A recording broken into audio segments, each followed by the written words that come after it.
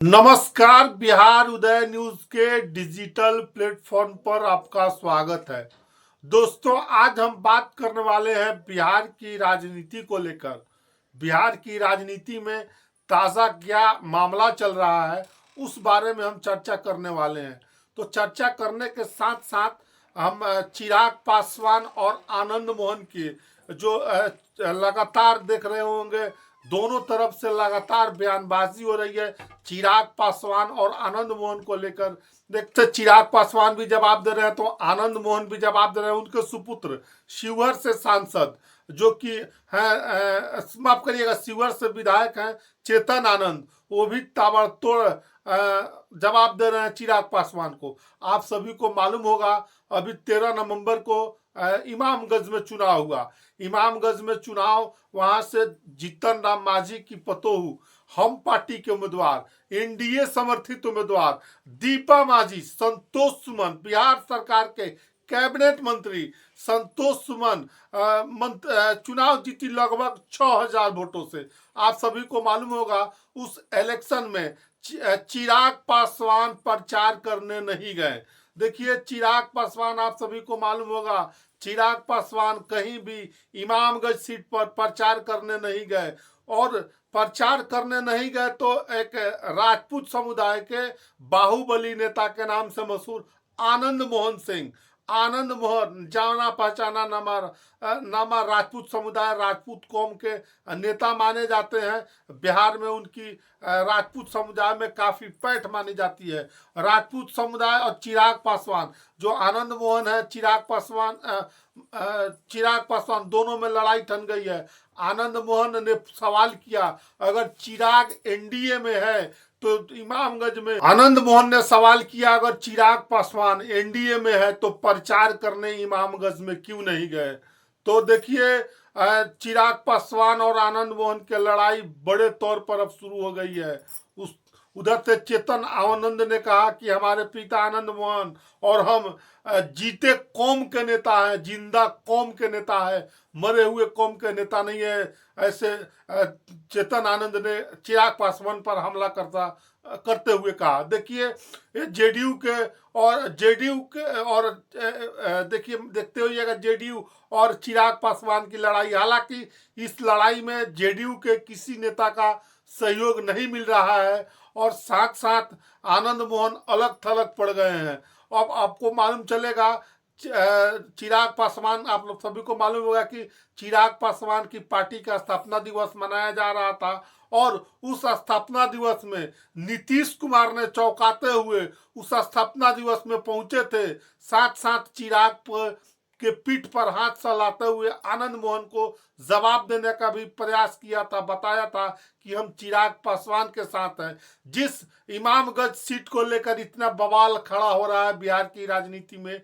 और एक और बात बताते हैं, जानकारी के लिए दोस्तों को बता दें, इमामगंज सीट पर जिस सीट को लेकर बिहार में राजनीति जो बखेड़ा चालू हुआ है, जो बिहार में जो आनंद मोहन और चिराग पासवान में बातें देखने और सुनने को मिल रही है, उस दीपा मांझी के जो पति हैं संतोष सुमन, और खुद जीतन राम मांझी भी उस चिराग पासवान के जो स्थापना दिवस है, पार्टी को नया कार्यालय मिला, उसमें वो आए थे। और तो फिर जब चिराग पासवान और जीतन राम मांझी और संतोष सुमन, बिहार सरकार के कैबिनेट मिनिस्टर, वो भी उस मंत्री, जब पार्टी का स्थापना हुआ था, स्थापना दिवस लोजपा का मन रहा था, तो उसमें वो आए थे।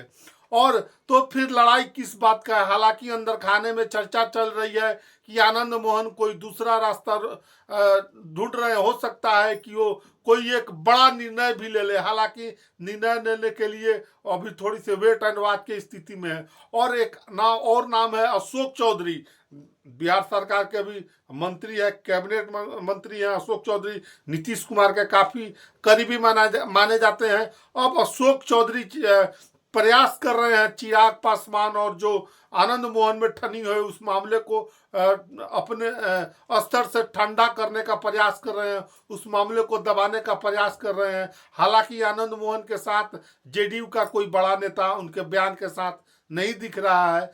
बिहार की राजनीति में। और एक और आंकड़ों के साथ हम आपको समझाते हैं कि अनुसूचित जाति जिस जाति से चिराग पासवान आते हैं उनकी कितना संख्या है, राजपूतों की कितनी संख्या है, एक एक चीज करके हम आपको समझाएंगे। चिराग पासवान की जाति की कितनी संख्या है, सारी चीजों को हम खोल के बताएंगे। वीडियो में आप लगातार बने रहिए दोस्तों। वीडियो थोड़ा सा लंबा होगा तो वीडियो छोड़कर कहीं जाइएगा नहीं, वीडियो में लगातार अंत तक आप बने रहिए। देखिए, बिहार में जातीय जनगणना हुई, उस रिपोर्ट के अनुसार बिहार में राजपूत समुदाय की जनसंख्या 3.45% है।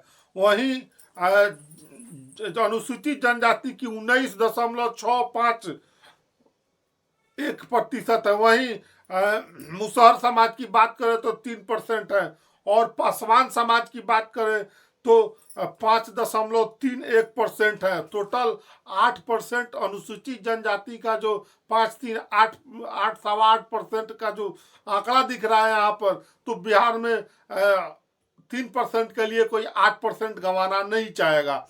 और बिहार की राजनीति में समय पर खेला होते रहता है। खेला के लिए बिहार मशहूर हमेशा से रहा है। खेला कौन करता है बताने की जरूरत नहीं है दोस्तों। अभी ये बातें तो और है। खैर, अभी हम चर्चा कर रहे थे चिराग पासवान और जो कि आनंद मोहन के बीच वाक युद्ध छुड़ा हुआ है एनडीए गठबंधन में, उस बारे में हम चर्चा कर रहे थे, बता रहे थे। आंकड़ों के साथ हमने आपको बताया है कि किस तरह आंकड़ेबाजी और नीतीश कुमार ने किस तरह चिराग पासवान को पीठ पर हाथ साथ रखकर मामलों को तूल देने की कोशिश की है। बाकी आप इस वीडियो के बारे में क्या सोचते हैं, कमेंट सेक्शन खुला है, कमेंट करके जरूर बताइएगा। वीडियो कैसा लगा। आप सभी का बहुत बहुत धन्यवाद।